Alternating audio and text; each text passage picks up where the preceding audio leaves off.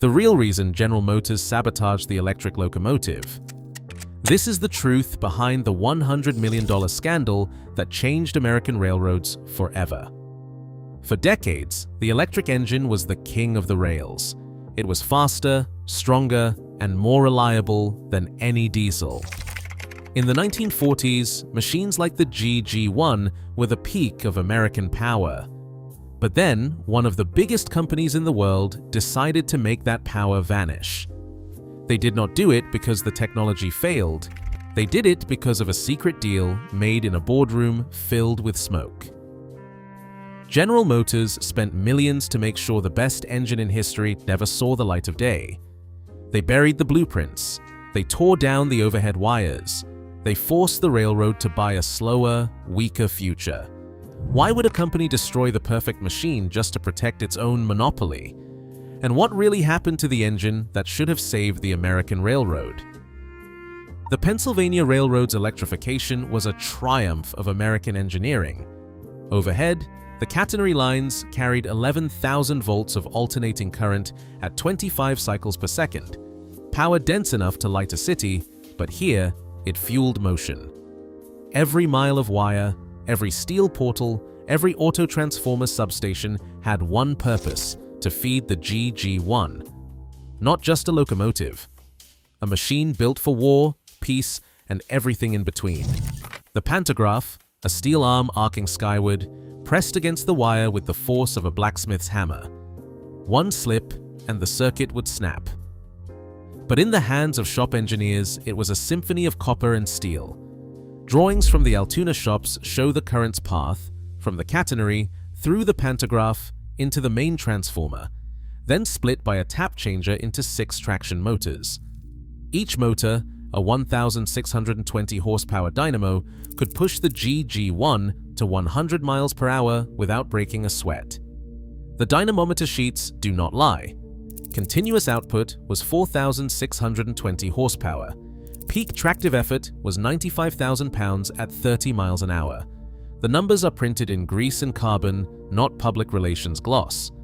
The GG1's wiring schematic reads like a manifesto. No combustion, no pistons, no oil. Just pure electric torque delivered instantly. The catenary lines fed a corridor that never slept, from New York to Washington, from Harrisburg to Pittsburgh. Engineers logged mean time between failures of 13,500 hours for the traction motors. Pantograph failures were less than 1% per 10,000 miles. Maintenance logs show brush replacements every 12 months, bearing overhauls every 18 months. Nothing in the EMD-FT units, with their clattering diesels and endless gasket leaks, came close. This was not just a train. It was a system: catenary, pantograph, traction motors, all working as one. The GG1 was built to last 30 years on the main line. It ran on grid electricity, not imported oil. The evidence is in the engineering bulletins, the shop ledgers, the dynamometer sheets. The electric era was not a dream. It was a fact, written in blueprints and copper wire. Management knew it. The numbers proved it. But numbers alone could not protect the wires from the men in the boardroom. The maintenance ledger for the GG1 reads like a rebuke to every executive who ever doubted electric traction. The numbers do not flatter. They expose the truth. The GG1 required just 0.26 man-hours per mile. That is not an estimate. It is a figure repeated month after month in the Altoona shop records. No diesel-electric from EMD ever came close. The EMD-FT units, with their rows of pistons and oil-soaked gaskets, demanded 0.42 man-hours per mile, nearly double the labor. Every extra hour meant more hands, more downtime, more money out the door. Energy cost was even harder to argue. The GG1 ran at 12 cents per mile for electricity, drawn directly from the PRR's own catenary lines. The FT units burned through diesel at 28 cents per mile, even with 1940s fuel prices. The difference was not theoretical. It appeared on every balance sheet, every quarterly report. The electric's lower cost per mile was a matter of public record by 1948, when the PRR's accounting office issued a memo warning that dieselization would increase operational expenses on the electrified main line. That memo did not circulate outside the boardroom. Reliability was not a marketing slogan. It was a number: 13,500 hours mean time between failures for the GG1's traction motors. Failures in the pantograph circuit were less than 1% per 10,000 miles. The diesel units, by contrast, suffered chronic generator faults, fuel pump leaks, and engine overhauls every 10,000 hours. The maintenance logbooks at Harrisburg and Wilmington are littered with red ink for the FT fleet, out of service for days, sometimes weeks, waiting on parts only GM could supply. The board minutes from March 1949 show a vote. The directors reviewed the operational economy of the GG1. The maintenance ledger was on the table. So was the energy ledger. The minutes record a brief debate, then a decision to halt new electric locomotive orders. The numbers were not in question. The motive was not technical, it was financial, and it was final. General Motors did not sell the EMDFT as a machine. They sold it as a promise. The brochures dripped with optimism, freedom from wires, flexibility, a future unshackled from catenary lines and substations. The numbers on the spec sheet were chosen for effect: 1,350 horsepower from a 16-cylinder, 2-stroke diesel, 4 traction motors per unit. In theory, any track, any weather, coast to coast. No need for a power grid, just fill the tank and go. That was the pitch. But the reality was more complicated. The FT's V16 prime mover was a marvel of moving parts, pistons, valves, injectors, blowers, all working in violent harmony. Each unit weighed in at 264 tons, but that mass was spread across fewer axles than the GG1. The starting tractive effort clocked in at 55,000 pounds, but only if every mechanical system was in perfect tune. Top speed, 65 miles per hour. The marketing men called it fast freight. The engineers called it a compromise. The maintenance manual, FT102, reads like a warning label. Oil changes every 1,000 miles. Injector servicing every 2,000 miles. Complete engine overhaul at 10,000 hours. The GG1's traction motors ran for years between brush swaps. The FT's generator brushes wore out twice as fast. The GG1 drew power from the grid. The FT burned through diesel at 3.5 gallons per mile. The numbers on the ledger did not favor the diesel.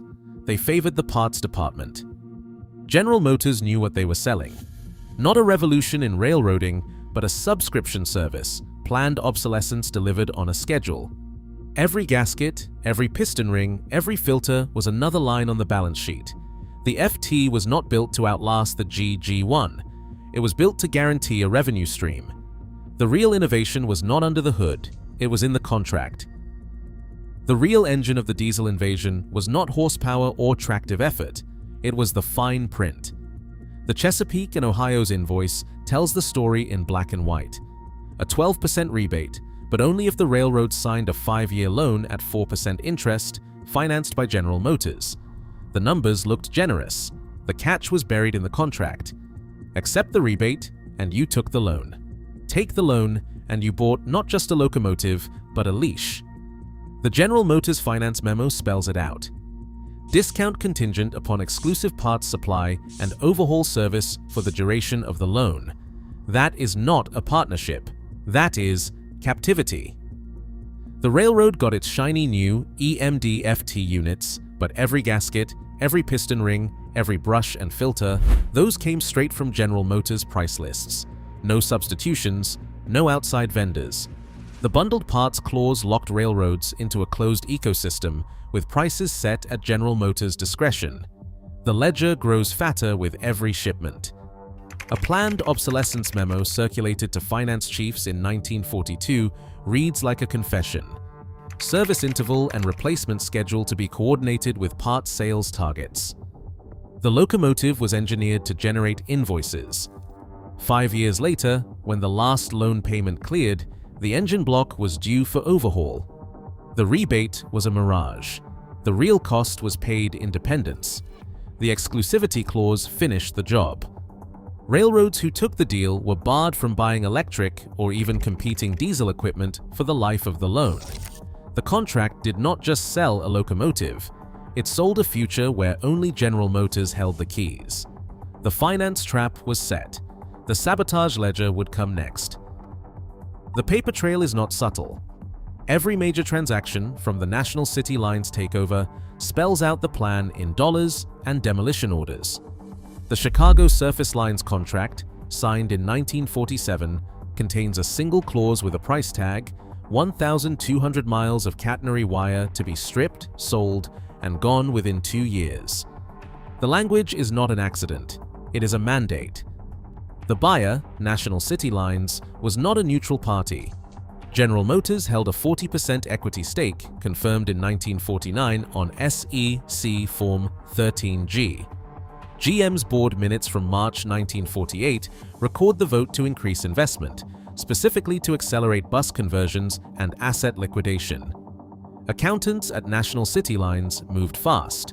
The ledger books for 1948 show payments to Western Steel dismantlers and Mid-Atlantic Copper Recovery. Each invoice lists line items: catenary wire removal, support tower demolition, copper reclamation. The numbers match the mileage in the contract. No ambiguity. The demolition was not a byproduct of modernization, it was the point. Asset disposition clauses appear in sale after sale. The Chicago contract is only the most brazen. The Illinois Commerce Commission's records, Box 48, Folder 3, contain a copy of the agreement. Robert F. Waller's 1953 Railroad Age column cites the clause directly: all overhead wire to be removed, all equipment to be scrapped or sold to designated vendors. Those vendors trace back to subsidiaries of GM and Firestone. The money loop closes. General Motors profits from the destruction, then supplies the diesel buses and parts that fill the vacuum. There is no technical justification in the paperwork. The GG1's performance, the reliability of electric traction, none of it factors into the demolition orders. The only calculation that mattered was asset conversion. The accountants at National City Lines and the board at GM signed off on every mile of wire sent to the scrapyard.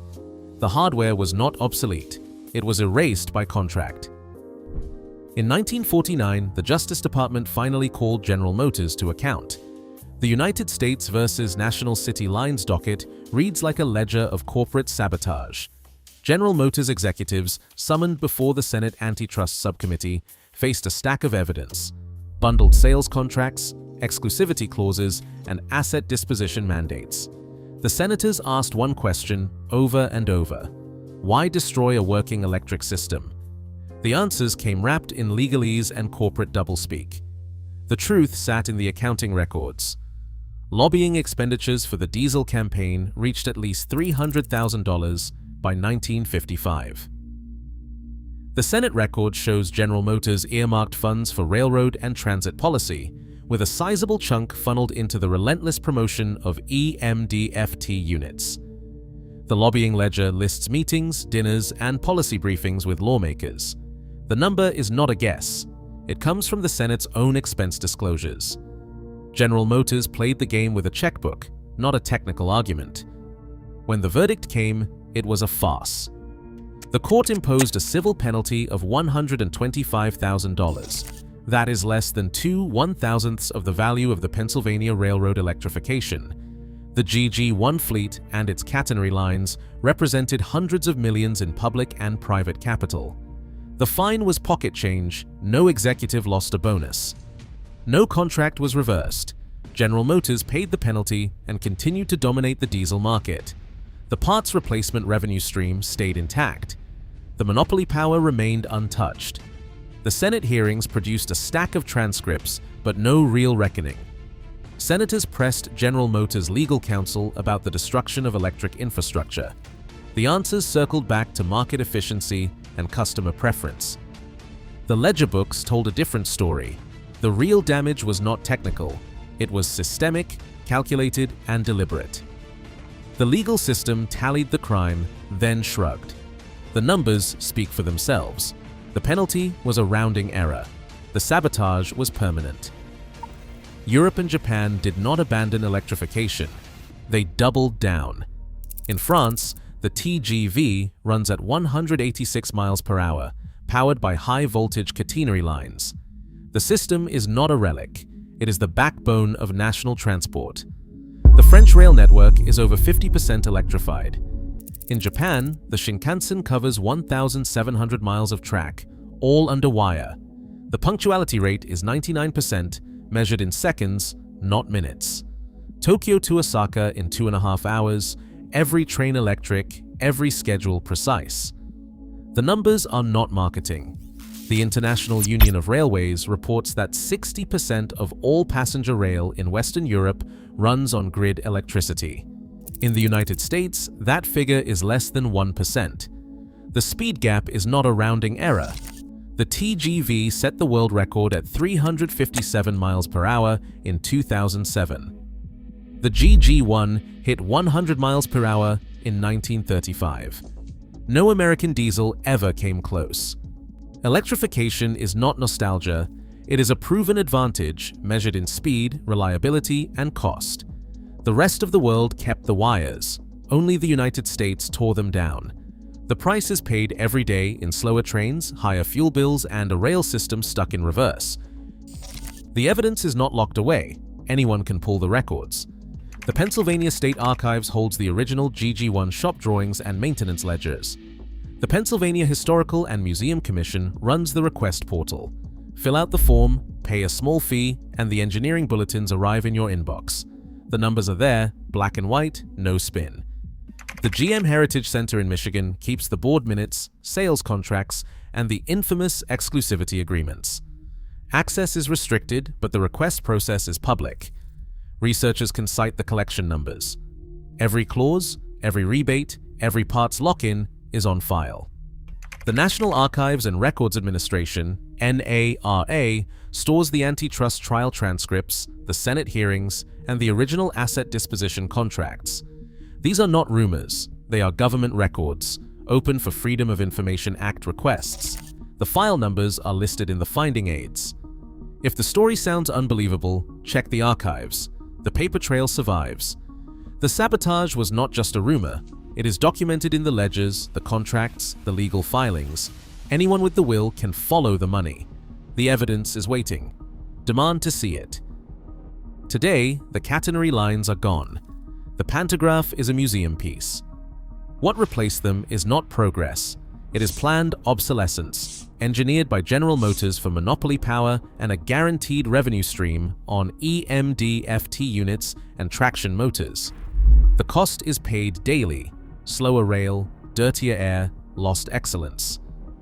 The lesson stands, follow the money and you will find the sabotage.